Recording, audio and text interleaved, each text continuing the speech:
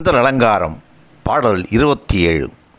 ஓலையும் தூதரும் கண்டு திண்டாடல் ஒழித்து எனக்கு காலையும் மாலையும் முன்னிற்குமே கந்தவேல் மருங்கிற் சேலையும் கட்டிய சீராவும் கையிற் சிவந்த செச்சை மாலையும் சேவர் பதாகையும் தோகையும் வாகையுமே என்று பாடுகிறார். அருணகிரிநாதர் என்ன சொல்கிறார் தெரியுமா?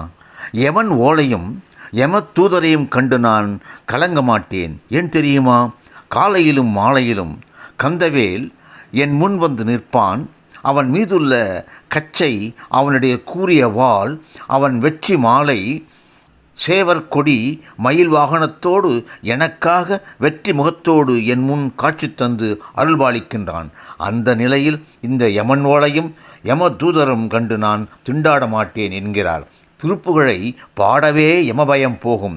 அப்படி என்றால் திருப்புகழை இயற்றவருக்கு யமபயம் வந்து சேருமா என்ன?